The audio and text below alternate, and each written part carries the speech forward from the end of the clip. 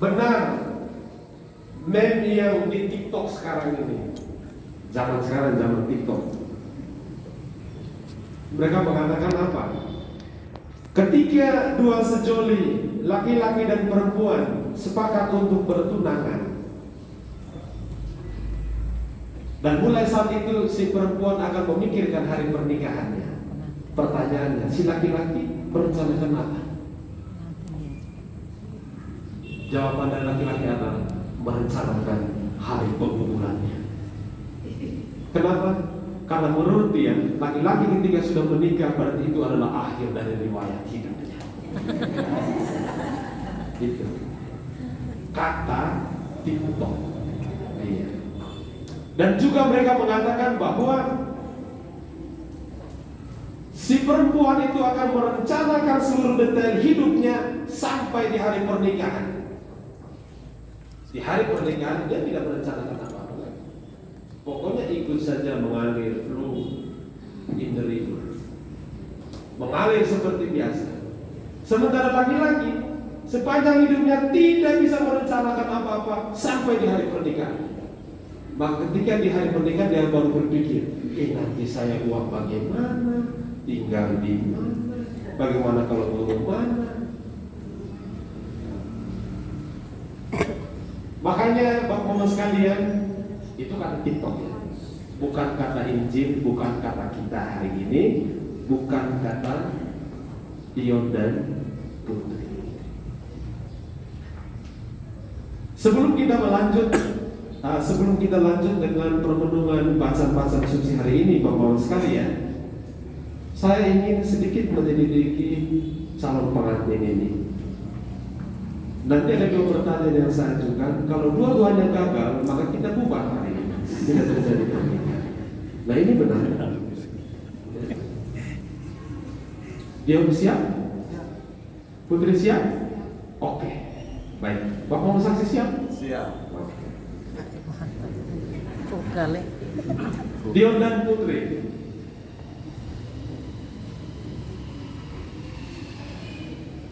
Imajinasikan misalnya 25 tahun dari sekarang. Artinya kalian merayakan perak perkawinan. Bapak saksi sudah lewat ya? Sudah. Ya, mantap, profesional. Apalagi orang tua pengantin pasti sudah lewat jam. 25 tahun dari sekarang ketika kalian nanti sudah menjadi opa-oma, kemudian cucu kalian bertanya, "Oma, dulu siapa yang menikahkan kalian?" Kira-kira Oma Putri jawab apa? Pater? Oh, Pater Pak. Beni? Kami dua ini memang selalu terbuka. Makanya tadi begitu Pater Beni bilang, "Sajo ikut misa," saya bilang, "Legawan." Saya terancam. Seringkali saya bisa di KUB, tapi saya sudah terima kasih untuk Pater Beni. Saya Pater tahu. Tidak apa-apa. Mungkin nanti saya harus tulis nama di belakang. Jawaban Putri apa? Siapa? Oke. Dion? Maka Bapak-Bapak sekalian, pengantin call, jawaban mereka benar atau 100 atau 0? Ya? Yang 100 angkat tangan. Yang 100 angkat tangan. Yang 4 dulu. Nanti jawab salah, nanti keluar dari luar.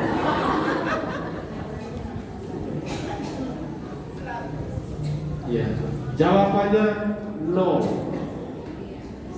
Nah ini sudah lama menikah lupa ini. Lagi satu pertanyaan. Satu sudah salah. Mengapa dikatakan salah Bapak-Bapak sekalian? Sejak kapan saya menikah dengan Putri? Saya tidak pernah menikah dengan Putri. Maka jangan jawab Pater Paul, karena aku tidak pernah menikah dengan Suri. Saya sudah pakai cincin. Dion juga, saya tidak pernah menikah dengan Anda. Nah kalau bertanya, Oma, dulu siapa yang menikahkan Oma? Jawabannya apa? opahmu yang menikahkan saya, dan saya yang menikahkan opahmu. Bapak-bapak sekalian, sampai sini bisa? Itulah keindahan sakramen perkawinan dalam gereja Katolik, di mana pemberi dan penerima sakramen itu orang yang sama.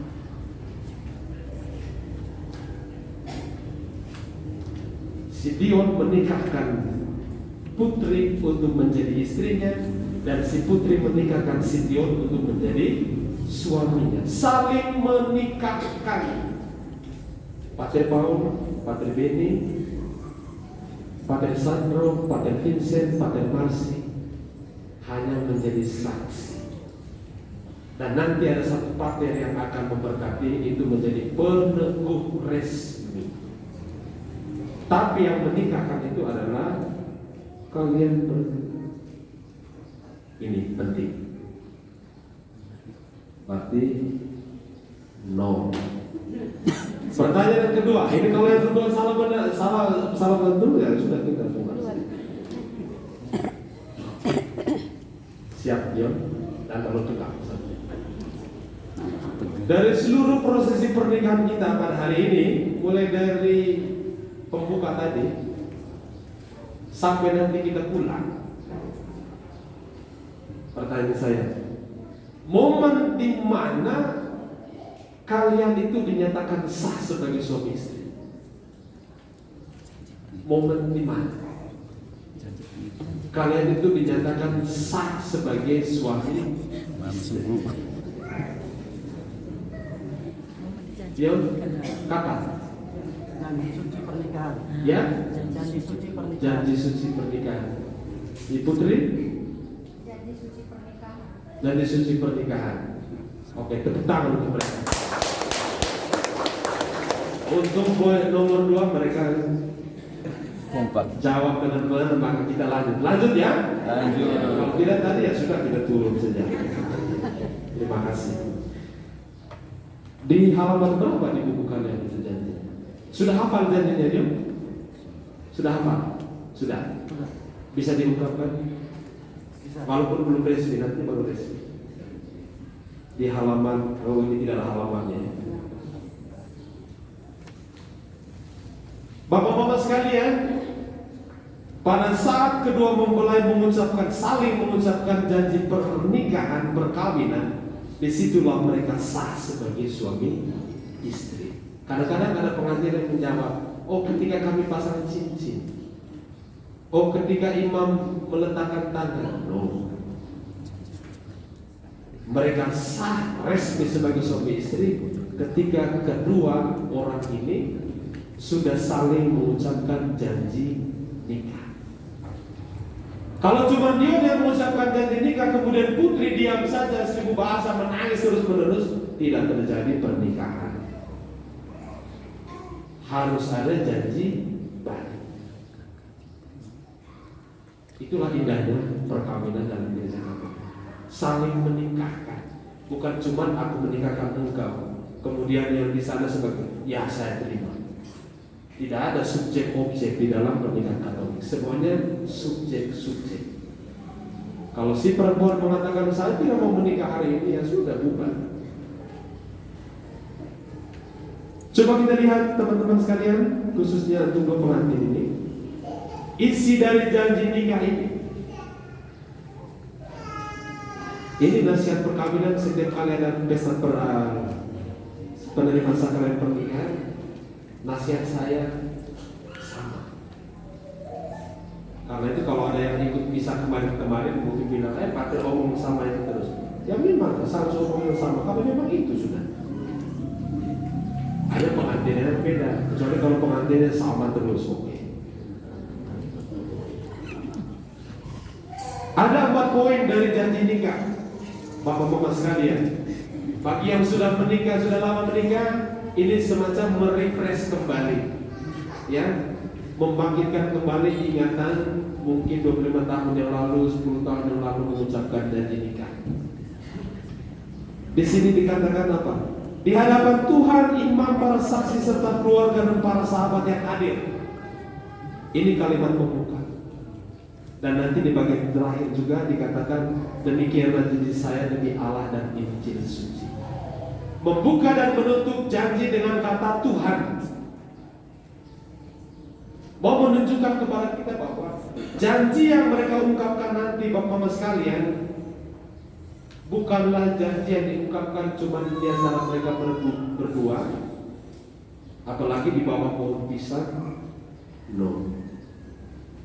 Janji ini mereka ucapkan di hadapan begitu banyak saksi, saksi resmi gereja yang hadir dalam diri imam dan dua bapak-bapak saksi, keluarga dan semua kita yang hadir. Dan bukan cuma itu, ada Tuhan yang menjadi saksi janji. Nah, karena begitu banyak yang hadir menjadi saksi janjimu, maka jangan pernah main-main dengan janjimu ini. Pernikahan Katolik itu bukan lelucon, Bapak-Bapak sekalian. Bukan lucu-lucuan pernikahan Katolik. Ini sakral, kudus. Karena kita ungkapkan janji kita di hadapan Tuhan. Sakramen. Artinya tanda dan sarana menuju kepada keselamatan. Ketika kedua mempelai ini mengikat janji suci di hadapan Tuhan, berarti mereka percaya melalui jalan pernikahan mereka akan sampai kepada ke surga. Dion adalah jalan ke surga dari putri, pun sebaliknya. Maka janji yang sudah diungkapkan di depan altar Tuhan ini jangan sekali-kali diputuskan di meja pengadilan. Diungkapkan di hadapan ribuan orang, kemudian dipestakan di hadapan ribuan mata, tapi kemudian berpisah secara diam-diam di pengadilan berdua. Ini namanya perkawinan itu lucu-lucuan. Jangan pernah. Dion, Putri, pernikahan ini terakhir. Masih mau lanjut? Dion, oke lah. Sekali lagi Bapak sekalian, ini sakramen. Karena sakramen maka harus dijaga, dipelihara. Poin yang kedua, saya Maria ini menyatakan dengan tulus ikhlas. Janji yang diungkapkan itu harus tulus ikhlas, bebas, lahir dari hati nuraninya si putri, lahir dari hati nuraninya si Dion. Maka janji yang diungkapkan mereka itu bukan paksaan dari pihak manapun, apalagi paksaan dari orang tua. Sah tidaknya perkawinan Katolik nanti dilihat dari sini. Apakah kalian mengucapkan janji secara ikhlas, secara bebas, tanpa paksaan, tanpa tekanan? Kalau sungguh-sungguh itu, maka perkawinannya sungguh sah. Dari mana pastor bisa mengetahui bahwa ini ikhlas, ini jujur, ini bebas? Dari mana? Itu dari suaramu, dari ekspresimu ketika mengucapkan janji nikah. Maka jangan sekali-kali ketika mengucapkan janji nikah mulai menangis. Oh, tidak bisa mengucapkan janji menangis. Yang lain mulai berpikir, dia betul-betul menghayati sampai tidak bisa mengucapkan satu kata pun. Jangan pernah lupa, imam yang menjadi peneguh akan melihat itu secara lain. Kenapa dia menangis? Jangan sampai ini ada paksaan. Nanti 20 tahun kemudian ketika perkawinan mereka gonjang-ganjing mau berpisah, catatan dilihat kembali. Oh, pada saat janji nikah dia ini menangis. Oh iya. Suaranya waktu itu terbata-bata, tidak jelas, semacam tidak ada semangat dalam mengucapkan janji nikah. Oh iya. Berarti memang sejak awal tidak ada pernikahan dalam dirinya. Maka batal demi hukum. maka ucapkan janji itu dengan suara yang lantang. Bila perlu mereka di rumah sakit dengar. Ya, itu. Harus tulus ikhlas tanpa paksaan tekanan dari pihak manapun. Kemudian yang ketiga, saya berjanji kepadanya setia dalam untung dan malang.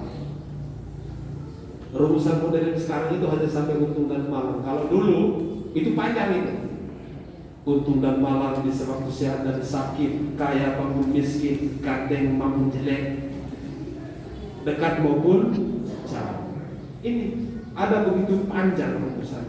Mau menjelaskan tentang setia dalam untung dan malang. Kata setia Bapak sekalian, tanya nanti kepada Bapak saksi ataupun orang tua. Ketika di pernikahan, apalagi pada saat KPP itu, oh gampang, setia apa deh? Kalian berdua pacaran berapa lama sih? 7 tahun. Ini si Putri pernah bosan? Pernah? Sering? Tidak. Dia pernah bosan? Pernah? Sering? Tidak. Kalian LDR ya? Hah? Aduh, LDR ini memang susah ya. Pernah rasa tidak percaya? Dia pernah rasa tidak percaya kepada si Putri? Pernah tapi jarang. Pernah tapi jarang. Itu catatan Putri. Putri pernah? Tidak, pada saya selalu percaya.